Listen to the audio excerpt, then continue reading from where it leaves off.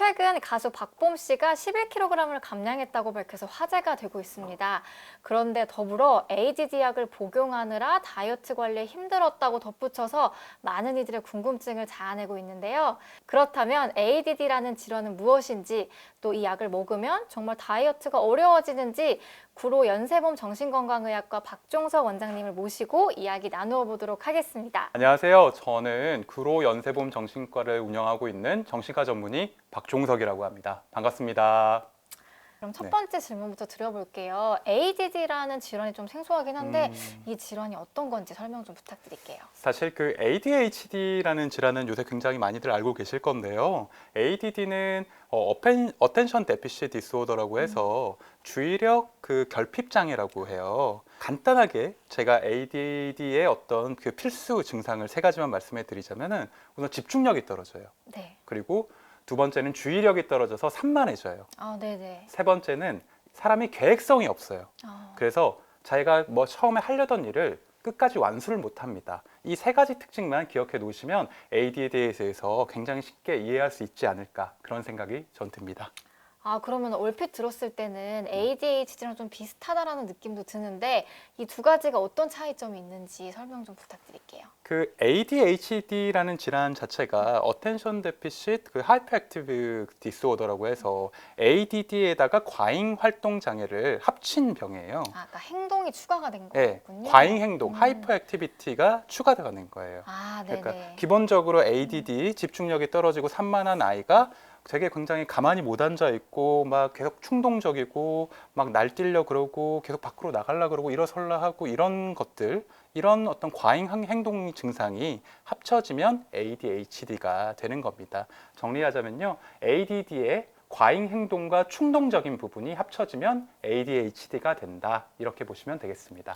네. ADHD가 조금 더 심한 심하다고 보기엔 좀 약간 넓은 의미의 그 넓은 확장된 의미의 네. 질환인 거죠. 네. 그렇군요. 네. 그럼 여기서 궁금한 게 그 ADD 약을 복용하면 정말 다이어트가 힘들어지는지 궁금해요. 사실 이번에 그 신문 기사에서 그 네네. 박봄 씨가 ADD 약을 오랫동안 먹었더니 네네. 되게 살이 많이 쪄가지고 그러니까요. 활동도 못하고 네. 뭐 갑자기 70kg까지 살이 쪘다, 그러니까 이런 70kg까지 됐다가 이번에 네. 59kg까지 감량을 했다.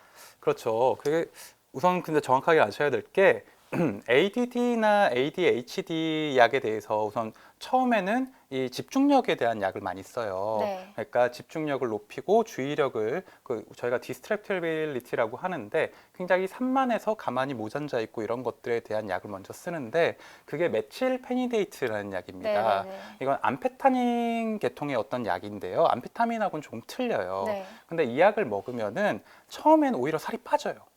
그래요? 네, 처음엔 오히려 살이 네네네. 빠져요. 이게 메칠페니데이트라는 약이 도파민 계열과 중추신경을 자극시켜가지고 사람을 바짝 깨어있게 하는 그런 약이거든요. 이 도파민 계열하고 중추신경을 활성화시키면은 처음에는 우리 뇌의 어떤 신경 에너지가 확 소비가 되기 때문에 네. 살이 오히려 빠져요. 네네네. 그러니까 어떤 걸 생각하시면 되면 이게 짧은 시간 안에 과한 내 정신 에너지를 확 몰아서 쓰기 때문에 예를 들어서 내가 한 10시간 동안 할 어떤 그 집중력을 3시간 동안 바짝 끌어쓰기 때문에 확 쏟아붓는 거죠. 확 쏟아붓는 거죠. 네. 그러니까 지치겠어요, 안 지치겠어요? 확 지치니까 지쳐버리죠. 살이 빠질 것 같아요. 살이 빠지죠. 네. 그래서 처음에는 이게 살이 빠지는데 얼마나 좋겠어요. 이렇게 네. 바짝 정신 차려서 내가 하루에 뭐 10시간 동안 하던 일을 2~3시간 만에 할 수 있으니까. 그러니까 집중도 되고 살도 빠지고. 그러니까 네. 이러다가 보면은 오남용을 하게 된단 말이에요. 약간의 의존성이 있다는 의존성이 말씀이시죠? 굉장히 심해요. 네네. 그래서 그 좋은 소아정신과 선생님, 정신과 선생님과 규칙적인 어떤 복용 계획을 가지고 딱 정량만 먹으면 괜찮은데 네네네. 이게 살도 빼주고 집중력도 빡 높여주고 이러니까 네. 기분도 좀 좋게 해준단 말이에요. 약간 도파민이 확 이렇게 올라가면 이게 사람이 들뜨고 흥분되고 에너지가 넘치는 기분이 들기 때문에 약간 텐션이 높아지고 업이 돼요.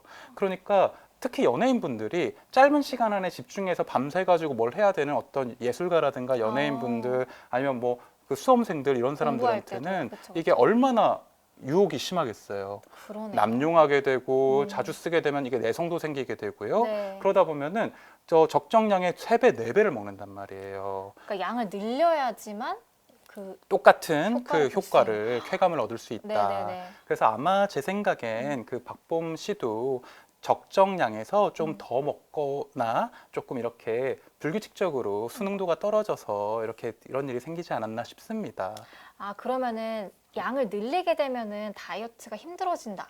이 부분도 혹시 설명해 주실 수 있을까요? 장기적으로 이거를 남용하고 오용하게 되면요, 도파민 시스템이 마비가 돼요. 아, 그러면서 이 도파민하고 교감신경, 중추신경이 확 흥분되게 되면은 내 감정 기복이 컨트롤이 안 됩니다. 아, 그러면서 굉장히 예민하게 되고 네. 중추신경이 굉장히 이렇게 한번 건드리면 폭발할 것 같은 상태가 돼서 네. 다른 사람이 그냥 일에 집중을 할 수가 없게 돼요. 그러니까 너무너무 지나치게 예민해서 다른 사람들하고 대화도 잘 안 되고 의사소통도 안 되고 그러다 보니까 이게 장기적으로 어떤 약간 조울증 비슷하게 감정이 컨트롤이 안 되고 폭식도 하게 되고. 아, 그러면서 오히려 식욕을 감소시키는 효과보다는 폭식 때문에 그렇죠. 체중이 늘어나는 효과가 그렇죠. 자기 나타나는 행동 거군요. 조절이 안 되고 아. 예민해서 그 어떤 반작용으로 그런 악순환이 생겨서 아마 그런 어떤 이 약의 직접적인 효과라기보다는 오남용으로 인한 부작용으로 인해서 어떤 살이 찌게 되고 폭식을 하게 되고